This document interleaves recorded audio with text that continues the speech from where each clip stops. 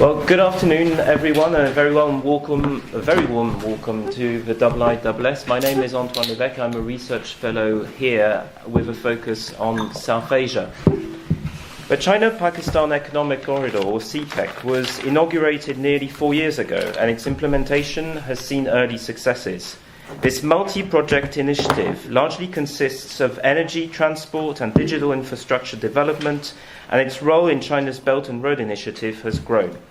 While CPEC has a strong bilateral focus, its design is opening to other third-party countries. For Pakistan, the stakes and expectations are high, given the recent fragility of the national economy and the government's eagerness to focus on prosperity. So what is the progress and process of CPEC? What are Prime Minister Imran Khan's plans to advance it? What are the major challenges and opportunities of CPEC for Pakistan and all its well-wishers abroad? These questions matter because CPEC is a pilot scheme of China's Belt and Road Initiative. CPEC speaks to all aspects of BRI, including its digital Silk Road, which the IISS Director General discussed at some length at Davos a couple of weeks ago. CPEC therefore finds itself, willingly or not, entangled in wider changing considerations about the BRI. It is for those reasons that the IISS has undertaken a multi-year, multidisciplinary project to study the strategic implications of BRI, giving weight to Pakistan for its direct, indirect, intended and unintended actual and potential consequences on BRI and vice versa. Among the three key research themes of this institution, this meeting is placed under the auspices of the power theme. What is the future of power and its distribution in the international order? And I think CPEC is very much relevant to that conversation.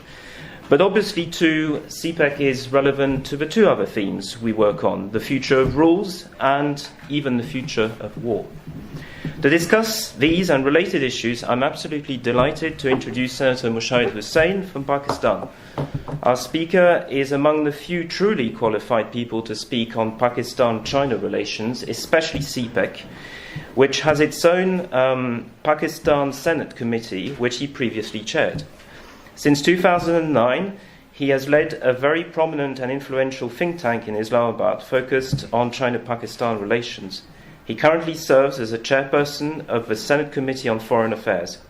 Senator Mushahid Hussain is a member of the Pakistan Senate, representing the opposition Pakistan Muslim League (PMLN) since March 2018. A journalist by training, from 1997 to 1999, he was appointed as Pakistan's Minister of Information and Broadcasting. Above all, perhaps, Senator Mushahid Hussain is a long-standing friend of the IISS. Yes, and so this meeting is very much a welcome back. Senator, you will speak for about 25 minutes on CPEC, following which we will open for questions. This entire meeting is on the record. Sir, the floor is yours. Thank you very much. Good afternoon and assalamu alaikum. It's a great pleasure and privilege to be here. And I want to thank the International Institute of Strategic Studies, Anton and Rahul and other friends for organizing this at short notice. And I would also like to mention that two of my distinguished colleagues from the Parliament of Pakistan are here. Senator Nuzhat Sadiq, she is the chair of the Committee on Maritime Affairs handling Gawada Port. And Senator Javed Abbasi, who's a leading lawyer, he is chair of the Committee on Law, Justice and Parliamentary Affairs. I just want to mention that I was chair of the Parliamentary Committee on CPEC, which included both houses of Parliament. It was not just the Senate. So, because of the constraints of time and so forth, I'll just focus on three broad areas. One is the components of CPEC. Secondly, some of this regional and the geopolitical context, its implications. And thirdly, the way forward, the future of CPEC. What are the future initiatives? And then we can have the discussion. CPEC, as you know, was launched 5 years ago as part of the Belt and Road Initiative of President Xi Jinping, which he had announced first in Astana, the Silk Road Economic Belt, in September 2013, and then the Maritime Silk Road in November 2013 in Indonesia.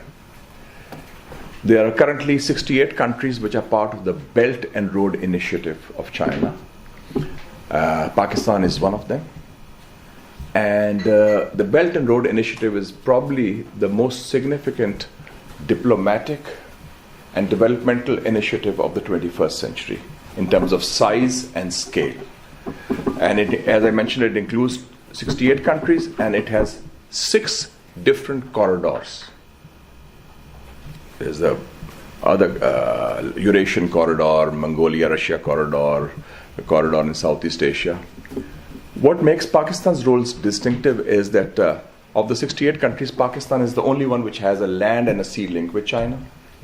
And the China-Pakistan Economic Corridor is the only bilateral corridor between China and Pakistan. The China-Pakistan Economic Corridor is on the scale of 15 years, formally launched when President Xi Jinping visited Pakistan in April 2015. It has 3 phases. First phase is almost completed. It's called the EHP, the Early Harvest Projects. Then there's the medium term, and then there's a long term. So from 2015 to 2030. In the first phase, the focus has been on 4 key components: energy, infrastructure, Gawada port development, and special economic zones. China has so far, the total outlay is in the proximity of $60 billion. So far, the Chinese investment is at about $20 billion. It has resulted in 70,000 jobs for Pakistanis. It has also led to a lot of investment in different areas. A total number of Chinese projects in Pakistan are 120, of which 22 are part of the early harvest projects. 9 have been completed, 13 are under completion. There are 19,387 Chinese engineers, experts, and technicians working on these projects. And there may be other on non-CPEC projects. And as a result of CPEC, there's been more interaction. About 26,000 Pakistani students now study in China. 5 years ago, it was about 5,000.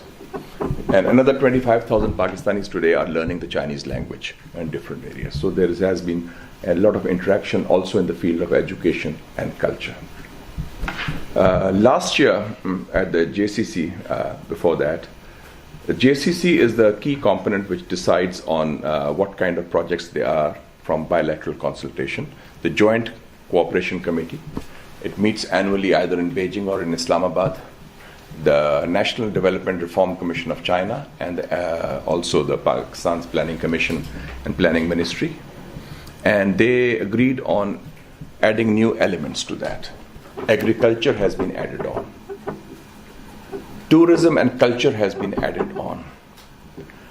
Information technology, education has also been added on, and also socio-economic development.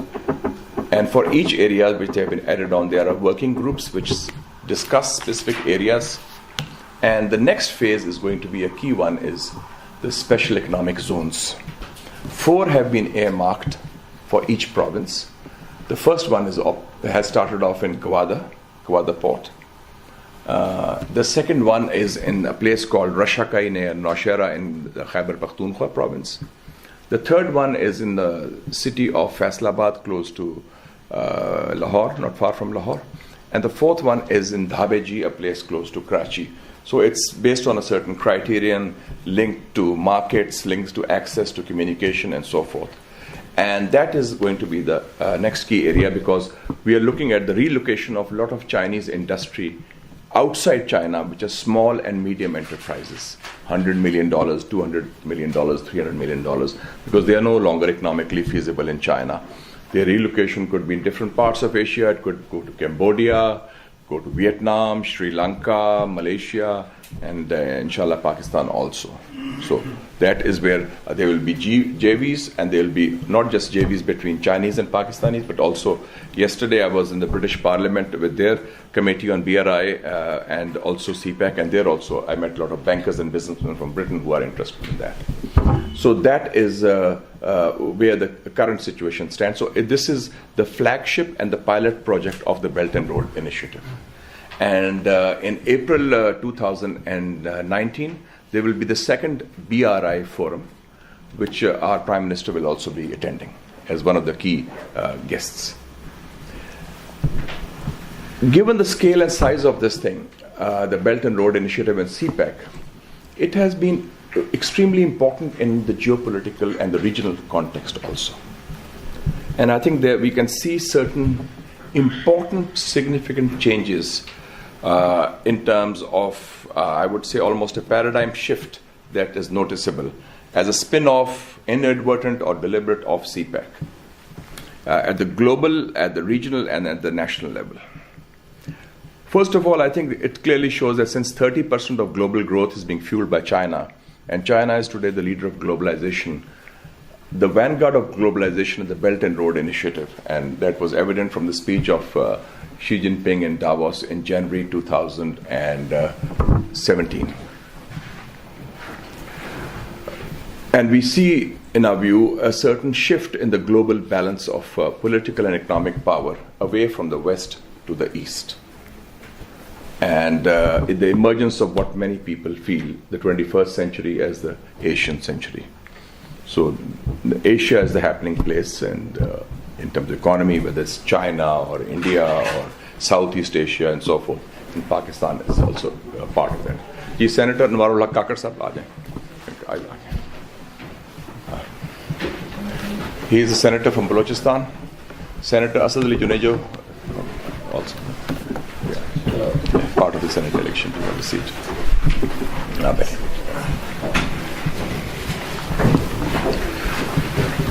So, and we see that this has contributed to this perceptible shift in power.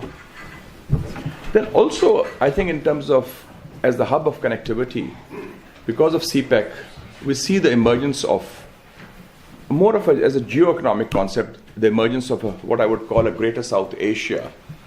So not just the South Asian subcontinent of India or Pakistan, Sri Lanka, Bangladesh, Bhutan, Nepal and Maldives, but also greater South Asia, which includes China, Iran, Afghanistan, perhaps even Myanmar, driven by economy, driven by energy, ports and pipelines, road and railways. So China, South Asia, Central Asia, and now the Gulf also, with investments coming in from Saudi Arabia, UAE, and Qatar. That is also driven by CPEC and the Belt and Road Initiative. For example, the Saudis are going to invest in what is going to be the biggest oil refinery in Asia, worth $10 billion in Balochistan. And the Crown Prince of Saudi Arabia is going to visit Pakistan on 17th of February with a very large delegation, a delegation of about 1,200 people, which is the largest delegation ever to visit in history of Pakistan. So it's on scale. And then there's other investments from UAE, and so it's all being driven by that. So you can see at the global level, and also I think at the regional and Pakistan level, CPEC is now going to expand to include other partners. And we're also looking at Afghanistan, for instance. And I think one of the spin-offs which has been very positive is the Afghan peace process, which has also been there because the Chinese were engaging the Afghan Taliban also. Then there were talks held also, and now there's a glimmer of hope that the peace process can move forward. But for Pakistan and Pakistani state, there has been, I think, a very important, in my view, the beginnings of a certain change, a shift in paradigm, because we have seen in the last 30, 40 years a certain framework which is linked with Afghanistan. The evolution of the Pakistani state from a national security state to a state which is now going to link up with the region, driven by regional economic cooperation, where especially with Afghanistan, with Iran, with Central Asian countries, and hopefully with India also, the opening of the border on Kartarpur is a very major step in that direction. So closer linkages are emerging, and CPEC has contributed to that. When we look at the future, I would say that the prospects of investment would be in specific special economic zones are going to be the key element now. And in those special economic zones, different areas are being identified. For example, one area which has been ignored for long in the past in Pakistan has been mining. There are huge resources in Pakistan's mining industries in terms of mineral resources in Balochistan, in Khyber Pakhtunkhwa, and Gilgit-Baltistan. That is going to also be open and tapped also. Then, of course, we talked of tourism and culture.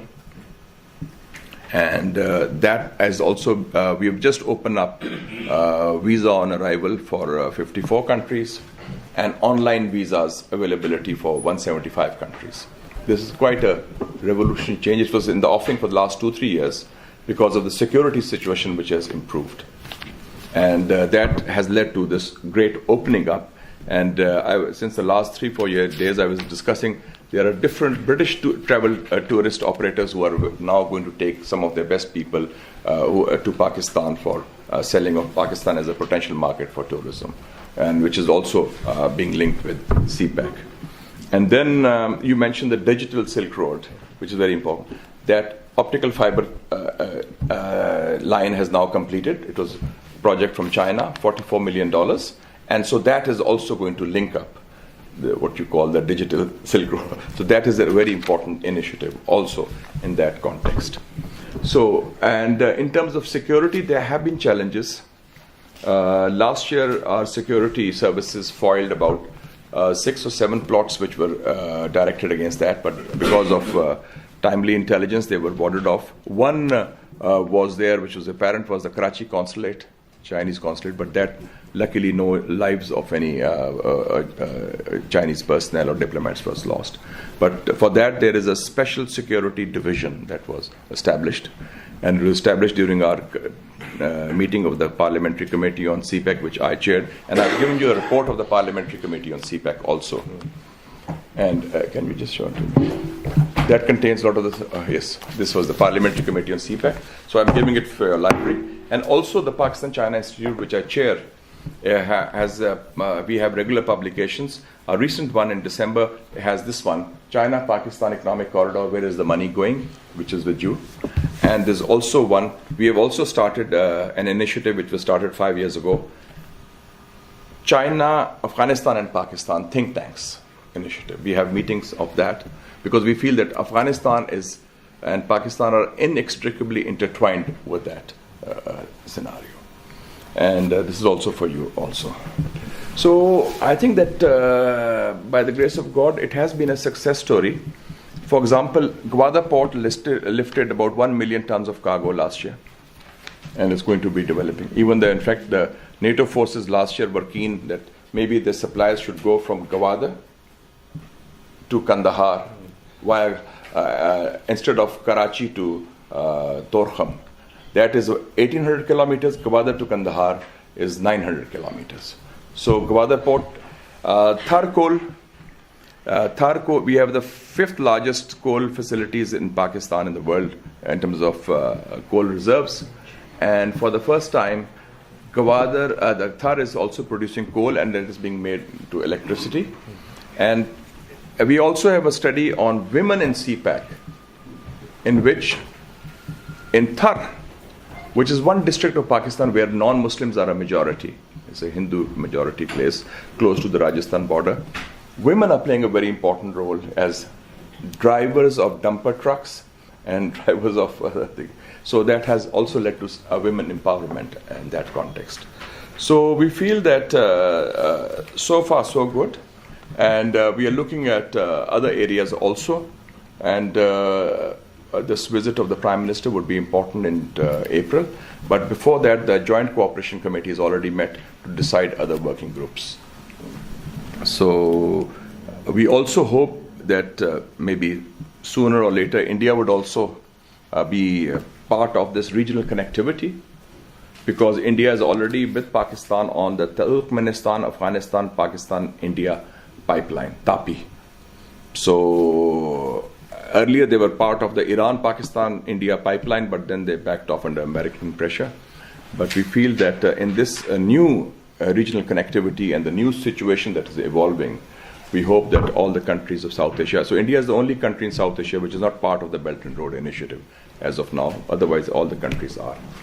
So CPEC is moving along at a good pace. It has been a success story, it has delivered, and remember, finally I would like to say, CPEC came at a time when no country, whether Western or Muslim, was willing to invest in Pakistan because of the security situation, because at that time the issues of terrorism and so forth. So I think the Chinese support, Chinese investment came as a vote of confidence in the Pakistani state, in the people of Pakistan, and that gave a morale booster. And I think if they had not come at that time, even today when the Arab countries are coming, other countries are coming, and there's a lot of excitement, especially in London and Britain also, for joining CPEC, that would not have been possible. And that's why we see that success story. So I would like to close on that count, and then we can move on.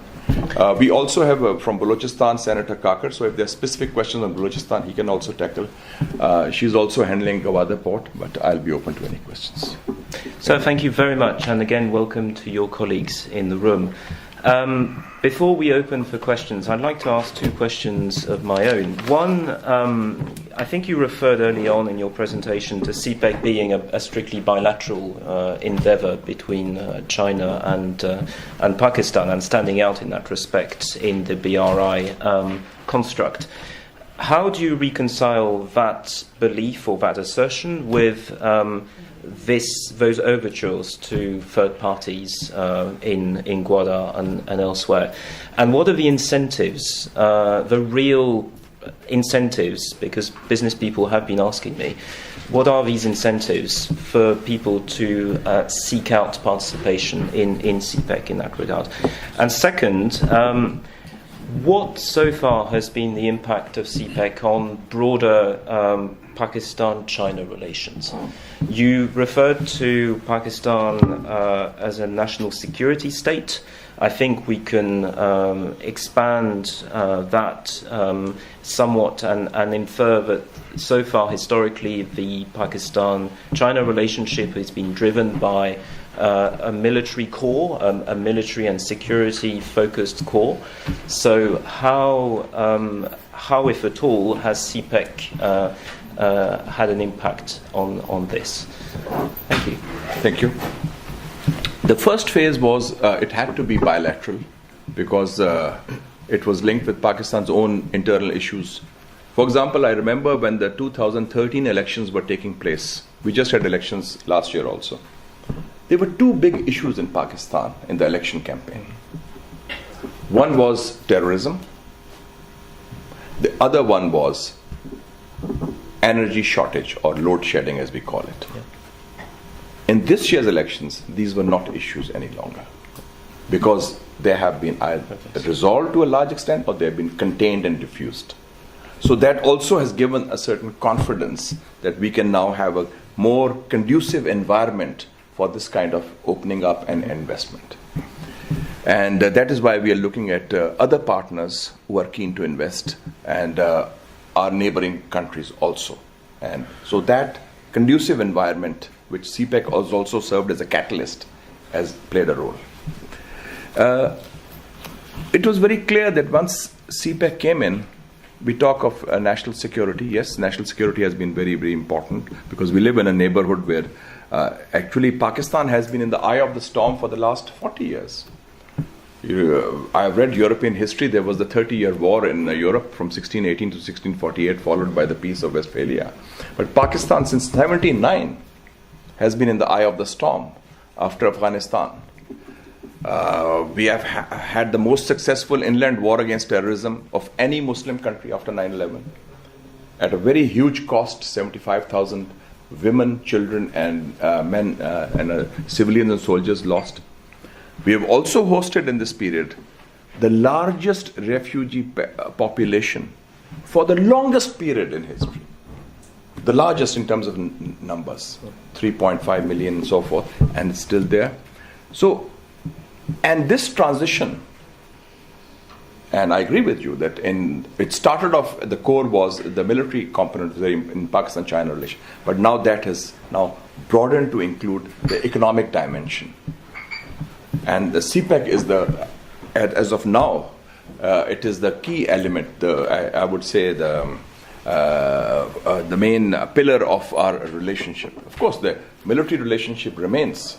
But now it is the economic education, for example, was hardly there.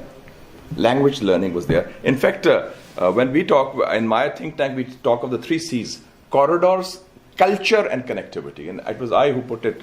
Also, the culture tourism part is going to be very, very important. So, if CPEC is the flagship of the Belt and Road Initiative, then Gwadar Port is the centerpiece of CPEC, because that is also going to be extremely important for the future. Thank you. Senator, would you like to add something on Gwadar from your own more local perspective? I think the Senator wouldn't mind. Yeah. Senator Anwarul Haq Kakar from Balochistan. Maybe an update on how... Update. And also on the security situation also, you can, if you want to. Thank you for giving me this opportunity. It's so good to see you guys. Their party is the ruling party in Balochistan, by the way. Rahul, we were together in Muscat. From the local perspective, there is a mainstream view from Baloch and Pashtun populace, and there is a marginalized view. It depends on whom you're talking to. From the mainstream point of view, which I represent also, we are welcoming all the initiatives taken under the umbrella of CPEC, because it offers a lot of opportunities to the local populace, not just in economic terms, but also in social and cultural terms. We are opening up to a new world, which is next door in China, and as the GCC countries, they are arriving also. So we see a lot of new opportunities with that angle too. The coming up of the Saudi investment in this oil refinery is a very welcoming development. It will have a very good socio-economic impact on the local populace. We are expecting around 500,000 jobs, which definitely would not just be filled by the locals, but we would require more manpower from the rest of the country. So the local leadership is now moving from the politics of identity to the politics of development. And this is very important. Important in our context because for the last 70 years, there has been a downgrade of politics of identity in Balochistan. But as we enter in the 21st century and we are trying to be entrenched as a global citizen over there, we are realizing that the politics of development has become so important. So we are trying to deliver on that. The local government, which is the provincial government, they have huge plans for it, and they're trying to secure the economic and political rights of the people. For instance, recently we have gone through a legislation where the nutrition rights of the land will not be transferred to any foreigners. Rather, it would be leased out. It was a huge demand by the local populace, and there was a huge concern also. So now we have got a constitutional legislative package for that demand. And other than that, security, yes, there has been concern. There was a huge challenge. Unfortunately, you know, in South Asia, we have been a victim of proxies, we and the Indians of each other. It's a known reality. And unfortunately, in our part of the world, we have seen those marginalized views that they have turned violent. Instead of becoming a movement purely for political rights, they are more interested to alter the geography of the country. That is dying down. That is on a decline. Decline not just that they do not have the kinetic capacity, but rather they have lost that romantic appeal to the local populace. As 10 years back, probably in the local environment, there was a view that the entire international community and the rest were interested in altering the geography of Pakistan. That view is not being considered as a viable option anymore. So the things are settling. Mainstream people, they are taking the dominant role in the politics of the province and country both. You know that now there is a gentleman who's leading the Senate from Balochistan, which was unthinkable in last 10 years or even 70 years of our history. This is for the first time. So Balochistan's people, they are getting more representation in the federation also, which is a very good news. In terms of security, I think so. The violence is at a manageable level. There are sporadic actions, I'm not denying that, but it's very rare now. It is declining as the situation will change in Afghanistan also. It would have a deep impact because the so-called camps which were there across the border, they are losing the appetite there also. So that is having an impact in the security situation of the province also. So we had a religious-based violence in Balochistan, and there was an ethnic-based violence in Balochistan. Both are coming on decrease. So that has been a good news for us. Thank you so very much for that overview. I think we've all benefited from that spotlight on Balochistan, including Gwadar. The first person to catch my eye in the question and answer session, which is now open, is my colleague Rahul. Rahul Roy Chaudhary, Senior Fellow for South Asia at the IISS. Mushahid Sahab, thank you very much for an excellent presentation, as expected. You've spoken here before, and I appreciate that you've come back to us. Thank you. I have a specific question on Gwadar port, and I was struck by what you said, that Gwadar is the centerpiece of CPEC, and Senator Kakkar was also talking about Gwadar. My question is this, very often in the international media, Gwadar is seen, rightly or wrongly, in relation to what is happening in Sri Lanka and the Hambantota port, where over the last few years, Sri Lanka's requirement for investment has led it to provide an equity swap deal where China now has a 99-year lease over Sri Lanka port and some dominance in terms of operations, whether security or economic related. Can you tell us today why you think that Gwadar port? Front, please.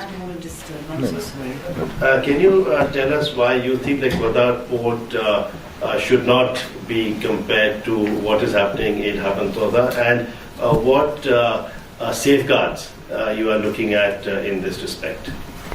Good question. First of all, I would like to warmly welcome Senator Sherry Rahman. She is a distinguished colleague, very close confidant of Madam Benazir Bhutto, parliamentary to PPP, and more importantly for the current context, she is the chair of the Senate Committee on CPEC. So, and she's a part of the delegation. So I'd like to just mention that. And of course, she's been former ambassador to the United States and former Minister for Information and Broadcasting also. And a journalist like me, started off as a journalist. Rahul Saab, very relevant question. The comparison doesn't hold, Hambantota and Gwadar. The impulse of the two has been different. Gwadar, economic. Hambantota, political. Hambantota is located in the constituency of former President Rajapaksa.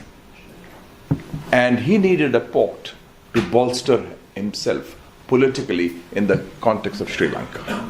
So, Gwadar port, conversely, we needed an additional port. We have the port of Karachi, and then we have, a port in Port Qasim. Gwadar was the whole coastline which we have, but almost 1,000 kilometers. We didn't have and Gwadar is ideal as a deep sea port. And we asked the port to be built. And the port building started, the first talk of Gwadar port was in the 1990s. In 1992, the first meeting of the ECO, Economic Cooperation Organization, which includes Pakistan, Iran, Turkey, Afghanistan, all the stands, and Azerbaijan, Uzbekistan, Tajikistan, Turkmenistan, Kazakhstan, Kyrgyzstan. They met in Quetta, and there was a Quetta declaration. They talked of Gwadar port. 1992. Then there were other talks also, but it never took off. In 2003, the Chinese, on Pakistan's request, started the construction of the port. They completed it in 2007.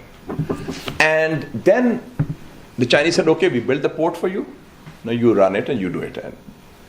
But it was handed over to the Ports of Singapore Authority. they could not run it. So then, the government of Pakistan People's Party, President Zardari, in March 2013, they had an agreement with China. Before CPEC, by the way, mind you, to have this agreement with China for the Gwadar port. And now it is being run by the China Overseas Port Holdings, COPHC Corporation. So, in fact, Gwadar port was the deed of the hour economically for the region as a new hub. Because there were ports on that side of the Straits of Hormuz. The only other one was Bandar Abbas, and then Chabahar, and then Gwadar. And Gwadar is a deep sea, is a very natural harbor in that. So the context is different, the motivation was different, and the economics are different with the port. So the comparison doesn't hold. Could I just follow up? Because that was political, this is economic and needed. Can we widen the aperture and look at the so-called debt trap question? Is this posed in the case of Pakistan? It's a direct question. I think I know the answer, but I'd like to hear the answer. The figures speak for themselves. No debt trap at all. And in Pakistan's case, the first debt payments will be due in 2022, starting with $1.5 billion. And that's all manageable. There's been a lot of propaganda on that because the economics of CPEC has been there are different kinds of. There's investments also, there's government to government, G to G also, and there are also grants also. And there are soft loans also. For example, the railway project which is being talked about would be a soft loan. What is a soft loan? 20, 30 years, interest rate of 1.5 or 2%. So that kind of situation. There's no debt trap involved in CPEC. Thank you. I'm curious to know what you said you know the answer. I'm curious to know what you know. I have, I beg your pardon. Senator, I've had private conversations in Pakistan and outside of Pakistan, some perhaps even with people in this room, and I've come to hear what the senator has said. There is a wide debate which I believe relates to CPEC insofar as it's connected to BRI considerations. There's a wider debate about the BRI. The question is whether this discretely applies to Pakistan. And I think it's a complicated question to look at. There are unique features in Pakistan which actually contribute to making this a very singular case. Yes, that's true. Lots of hands, wonderful. The lady in the second row, please, first. Aisha Siddiqa. Senator, very heartening to get a heartening picture of CPEC. Except that you said 9 projects have been completed, and when you look at the figures show that after the completion of the 9 figures, since last year, there has been a considerable slowdown in Chinese money coming from the projects. In fact, Gwadar, the development of Gwadar, as compared to Chabahar, is comparatively slowed down. Now, one of the explanations for that is that there are issues on our end, on the Pakistanis. The government, the Chinese, complain that with the change of government, they don't know, everybody's speaking a different language. There are issues within the State Bank of Pakistan came up and said they even don't know details of CPEC, loans, grants, etc., which you may know, but State Bank of Pakistan doesn't. And thirdly, there is this issue of division of resources. A detailed presentation was given to the Balochistan cabinet, according to which Balochistan has, despite being the largest territory, despite that Gwadar is there, it gets 9% of CPEC, out of which only apparently $200 million have been spent as yet. So there are these frictions which Pakistan itself is responsible for. So is there a vision there to manage it, to make it successful? I think, first of all, I think Asha Sahaba, it's a very relevant question. Our system, our bureaucracy, has been not used to this scale of projects emerging concurrently. In the past, What were the projects?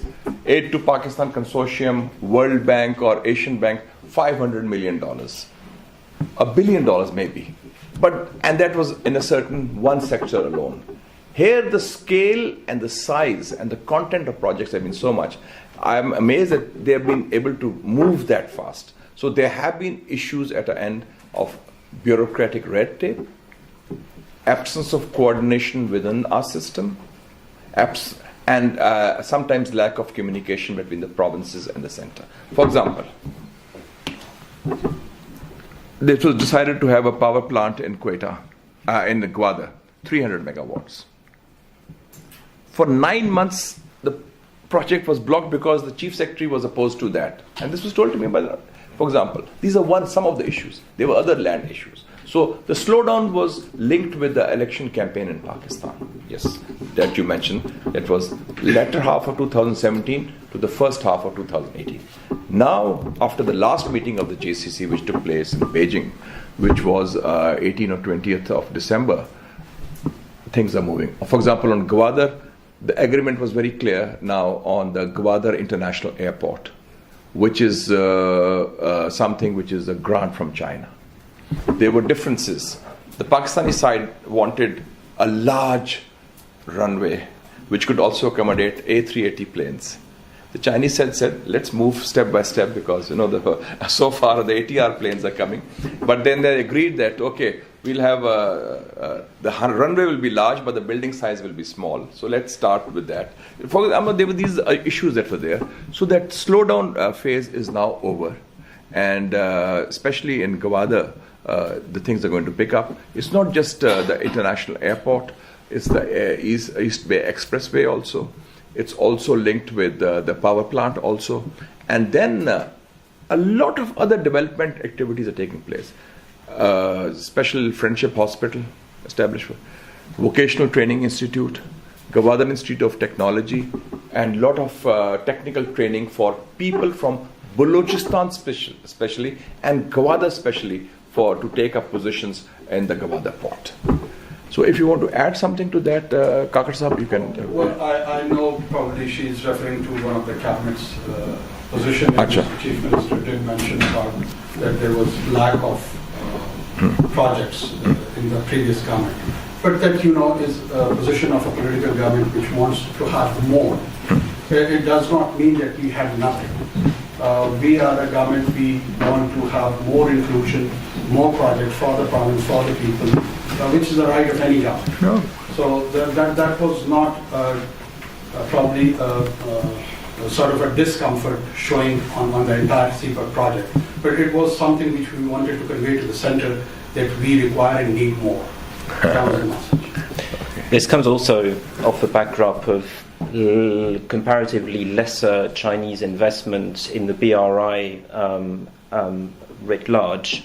As revealed by Chinese official figures, the investment year on year has been coming down in the last couple of years. That's another finding we presented, or our Director General presented at Davos, and we believe is a framing fact around the BRI generally. But we could accept also that in the case of Pakistan there might be indigenous reasons why the slowdown may have been. I think it was more at our end, frankly, rather than the Chinese end, because of the internal situation.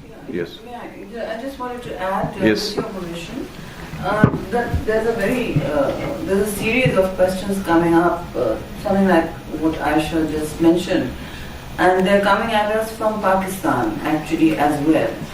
In terms of a couple of issues that CPEC as a platform is actually encountering. First of all, I think there's largely a misunderstanding, certainly in South Asia, about what CPEC is. People normally construe it as a pipeline of aid, grants, and other investment just coming down and being jettisoned through one pathway. That's not happening. It's a platform, and most of the projects envisioned, as you know, are JVIs or joint ventures. To make those, to sort of velcro those onto local PSDP and funding and projects and people and mobilizations, getting past the bureaucracy of getting the government sector to actually liaise and manage a whole project is actually quite difficult. And there are issues also of course of transparency, because it's not coming through one big spigot as envisioned. It's going through different permutations. It's also going through change. There's no such legacy. There are no real legacy projects from the last government or any. So it's going through change, and it's housed, as you may have discussed, in planning, which is the right place to be. After which it goes through some kind of process of fundraising. The only place where China is bringing a great deal of grant aid, is other than the soft loan. I mean, I think the real component is the soft terms, which needs to be looked at carefully. Is really in Gwadar, where there's a human development issue. There's talk of airports, and I think that's very important, and made Gwadar rise to be a big shiny city. But what's happening here is that Gwadar needs basics, fundamentals such as water. And there are desalination plants and facilities coming up, which the locals have been asking for, I think, over a long period of time. So our job as governments and other interlocutors is to build an inclusionary framework, and also to be able for the Chinese to reference what it is we need. They are going to bring their investments and their funding wherever they see fit. It is up to the Pakistan government to state coherently through the liaising with the 4 provinces, and coordination gaps are legion in Pakistan for everything, not just CPEC. So that's one of the issues. And you will hear constantly about projects slipping, sliding, special economic zones, pipelining slowly. There are those issues. So I think projects need to be prioritized, they need to be inclusive, and they need to be a little more transparent. That will help the debate on the issue and not create this whole, occultization of CPEC as it's coming down. Senator Raymond, thank you. I think it's well recognised that there is a strategic intent, and that implementation does involve capacity building and overcoming a number of tactical obstacles. And I think any country which has entered into that sort of scale of national endeavour would recognise that those things do matter. We are down to the last 15 minutes or so. I'd like to place the last round of questions, starting with 3 gentlemen at the back, and there will be one in front. The gentleman at the very back near the window, please. We can lump them together, huh? Yes, we are lumping. Hi, Wolf Melbourne, I'm the West member. Given that CPEC is connecting Pakistan with Xinjiang, I wonder, do you have any concerns about Beijing's policies in Xinjiang, in particular, and any sort of second-order effects that might be felt within Pakistan itself? Thank you. Next. So you touched briefly on India's... Could you tell us who you are, please? Oh, sorry. Bethel, also member of WWS. You touched briefly on India's non-participation in surrounding projects, and also the Chinese Port Authority management of Gwadar. India's clearly been very concerned about Gwadar's potential as a strategic outpost for the Chinese Navy, and China's been very sensitive themselves. For example, in 2017, the ambassador to Pakistan, Lord Jafway, he actually redacted his own speech in which he had originally talked about sort of rebranding CPEC and making it more India-friendly, and then he obviously had cable from Beijing because he then redacted that from the official record of the speech. So clearly there's some very delicate strategic communications going on here. Is there more that Pakistan could do to assure India that it's not a strategic threat and that it's genuinely a project for regional development? Thank you. First question. Brody Sword, also a member of WWS. I just wanted to ask a question on the energy side of things, and particularly in LNG. There's been a bit of talk of development of an LNG plant within Gwadar, and I was wondering kind of what role you see that playing in your LNG market, and the particular role of Gulf countries in that development. And here I'm specifically thinking about Qatar. Thank you. I have an extra question at the back, please. Justin Button, I'm a member here at the WWS.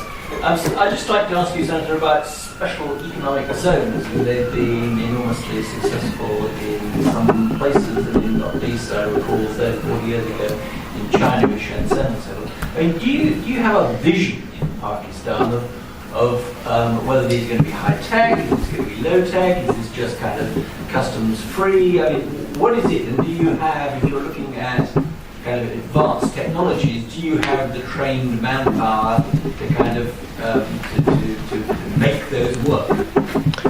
Thank you. And lastly, my colleague, Viraj. Viraj, thank you. I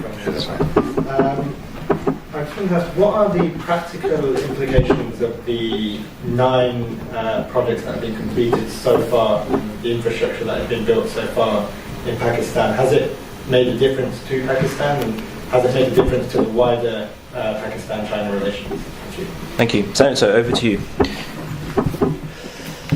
Okay. Now, the first question first about Xinjiang. Xinjiang is the province that borders Pakistan, the province of China. And actually, the China-Pakistan economic corridor, in terms of the physical connectivity, is from Gwadar in the south to Gilgit up in the north, which is about a little over 2,000 kilometers, and then going up to Kashgar and Urumqi and so forth. There have been, of course, all these reports, but Pakistan-China relations have had one abiding element, which is very consistent, based on equality and reciprocity, is that of non-interference in internal affairs. Any other country which would have invested so much on such a large scale, and we have had examples in the past of other countries, they would have poked their nose or done something within Pakistan. China has not done so. So that way, on issues that are internal to China, whether in Xinjiang or otherwise, Pakistan does not comment, and similarly China has never commented on internal Pakistan affairs. And interestingly, you will notice that not just Pakistan, frankly other Muslim countries including Turkey or Saudi Arabia have not mentioned anything in their official statements on this issue. The two-finger on this. The actual link from Gwadar up to Kashgar, is it actually live? It is. I think you mentioned 1 million tons of goods had been offloaded in Gwadar, but has this amount of freight gone up to China, or has there been a little bit has exchange? gone up, but not fully. Okay. So it's the beginnings of that. Okay. So it's not necessarily that all the freight is going to China. Yes. So it's just a trial run or dry run, as we say. Okay. And about this issue of India's non-participation, we feel that India has issues not specific to CPEC. It's the larger issue about China and the Belt and Road Initiative, because India has stayed away from that. Although India has a very close bilateral bond with China. For example, in BRICS, the new development bank, which they have established, is headed by an Indian based in Shanghai. And India is also the member, one of the early founding members of the AIIB, the Asian Infrastructure Investment Bank, like Pakistan. And one of the biggest borrowers. And one of the biggest borrowers also. So it's interesting. So I think Indian staying away is not for economic reasons, but for strategic reasons. And I think the reasons are probably that India sees itself as a rival, and there is, frankly, a political proxy conflict in South Asia also between China and India. Nepal is a good example of that. When the Nepalese were wanting to do something with the Chinese, there was a blockade, and then there was a change of government, and now the new government of the Maoist and the communist government is moving closer to that place. Conversely, Maldives did the other thing, and then Sri Lanka also initially followed suit, then they did a U-turn, and that happened in Myanmar also. So that has been happening back and forth. So in terms of what Pakistan can offer as an incentive, I think the biggest incentive we have offered is in people-to-people exchanges. The initiative of Pakistan on Kartarpur. You see, because when we took off borders, there are religions which have holy places in different countries. Kartarpur is holy for the Sikh community. And I think it was, frankly, I would say, it was a revolutionary step on the part of Pakistan to open up. And that corridor is being built. It's a 4-kilometer road which will lead from the Indian border, going straight to the holy site. The Indian pilgrims will come on their cars or buses They'll stop at the Pakistan border. They will have a permit that will be stamped, no visas, and they will be put in Pakistani transport, whether buses or cars, and then they'll be taken to that corridor. They can spend the whole day there, prayer and whatever, that sort of thing. And we are also now opening up, and which is something which I started when I was Information Minister and Tourism and Culture Minister, what I call spiritual tourism, Buddhism. The Buddhist holy sites are in Pakistan, Taxila, Takhpai, and I had brought in monks from Korea and Japan and Thailand. Now we are reviving that also. So the spiritual tourism will extend to that. And also there has been, in the last couple of years, a back channel between India and Pakistan. We have been talking to each other, not just at the military level, but at the level of the national security advisors and also at certain higher level also. And there has been a lot of communication. We feel that everything is on hold till after the Indian elections, and that which is going to be in May, and we would like to, but we are very keen that this region now needs to have a turnaround. If we can, and that includes the western frontier of Pakistan and the eastern frontier of Pakistan. In fact, I would say that Senator Sherry Rahman's own think tank is the pioneer in that, having the Pakistan-India bilateral dialogue in Bangkok. I started the first Pakistan-India track too in 1984 when I was an editor of the Muslim, and we called in people from there. So I think that it's very important that we keep on talking to each other. And Rahul, you had hosted the Pakistan-India thing 2 months ago, 3 months ago, and that was the first contact between the two countries in a long time. And we look forward to having more of those interactions. So Kartarpur is one very major CBM which has been welcomed in India also, and Indian public opinion, and we hope that we can take it forward also.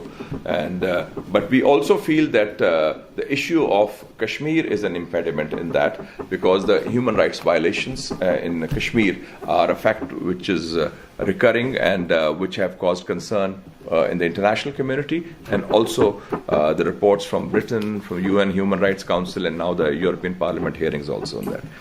Regarding energy, would Sherry or Kakar Saab, you would like to speak on the LNG? He mentioned. We have about 3 minutes left. So. And although, let me just focus on the Such. आप LNG की बात कर लें. Sherry साहब कर लेंगे. Sorry. You wanted to address LNG? हाँ, आप last में कर लें. About the special economic zones, that is now going to be one of the core of CPEC, the special economic zones. I had the opportunity of visiting Suzhou, which was this zone established by Singapore. The first SCZ, Shenzhen was there, but the successful one was Suzhou because of Singapore. And that happened after the visit of Deng Xiaoping to Singapore. And he said, I want to learn. These are Chinese also. They don't have any oil. They don't have any. How have they done it? And he learned. And the Suzhou special economy is amazing. Unfortunately, we do not have developed that kind of vision as such, a strategic vision. So it has, initially the planning was haphazard. Now it is being done more concretely, that each of the 4 economic zones should have an area of specialization linked with that province's resources, linked with the other capacity building, if Britain's help is very important there, and how they connect with the local communication areas and how they can be taken forward. So now that areas, and 3 or 4 areas of specialization are being earmarked for each of the special economic zones, for each provinces that we are now developing. And on that, there's a special working group established. From the Pakistani side, it is supposed to be under the BOI, the Board of Investment. And the Chinese side, of course, the NDRC, the National Democratic Reforms. LNG पर आप बात कर लेंगे. No, also on the special economic zone, you do know that there's only one that's moving. The green lighted one, no. The green lighted one is the one in KP. Rashakai. That's the one that's currently only green lighted from the planning's presentation to us. One is a separate project. No. But out of the 4 SCZs, Dhabeji and Faisalabad. Only the KP one is running, green lighted now. So the others are in some kind of planning queue. Stage. They're in some kind of queue.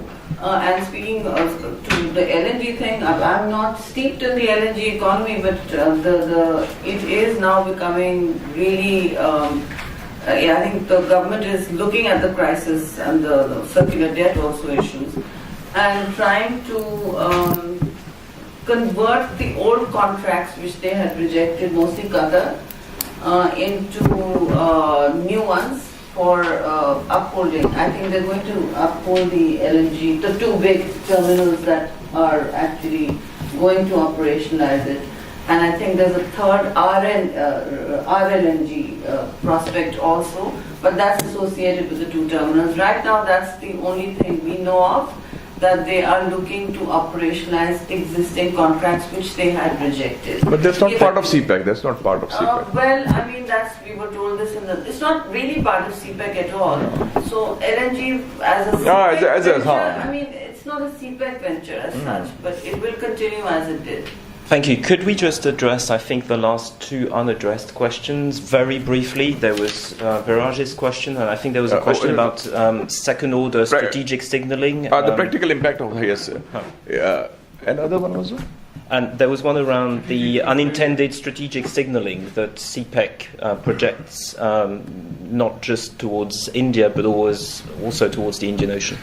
I think, for example, the road that has been built from Quetta to Gwadar, it's 8 hours. Previously, it took almost 2 days to reach that. So it's opened up the province of Balochistan also, especially what has been termed as the western route and other areas. That has been a huge impact for connectivity and also that diffusion of the insurgency and the terrorism issue also.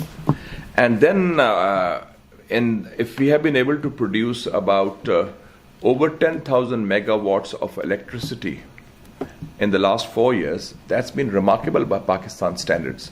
Most of it CPEC, but also some other projects. That has also helped to alleviate the shortages of electricity. And then also the capacity building and training of our personnel. A lot of the personnel who are going to work in these projects have been now going for China training in China. That has also been very important. And then the fiber optical thing, which just started last month. I think that the digital Silk Road has come to Pakistan also and given us more options. I think the strategic signaling is very important. I had already mentioned about connectivity in the region, and I also mentioned about Pakistan's own role also, how it has been evolving. I think that this paradigm shift that we see in Pakistan about this opening up to Afghanistan and the peace process and more from when in the past it was a strictly national security limited perspective to a broader one that we have to open up and linked with the opening up of visas on that scale. Otherwise, in the past, when I was a tourism minister, they said, there will be a security problem. How will I said, let's make Gilgit or Skardu an international airport, visa on arrival, and so forth. So those things are now coming up, that if you have opened up visas on arrival to over 50 countries and online visas, so that means the country is opened up. And I think it reminds me of China's own reform and opening up, which started with Deng Xiaoping 40 years ago. So I think about time we caught up with that. So I think this strategic signaling has been extremely positive, and it's been good for the Pakistani state also to move more in the direction of socio-economic development and regional economic cooperation, courtesy CPEC. So thank you. That will be the final word of our discussion today. I'd like to thank you all, including particularly your colleague senators, yes. Senator They Kaka. Came specially. I invited them, and I think you should have us, Sherry Rahman Sahiba is herself a distinguished expert on these issues next time. Yes. Well, we'll definitely look forward to... and please, I'm also doing PR for my think tank also. These are studies which are there. China-Pakistan Economic Corridor, where is the money going? And the new era of regional cooperation between China, Pakistan, and Afghanistan. Excellent, sir. Thank you very much. Can you please join me in thanking the senators for...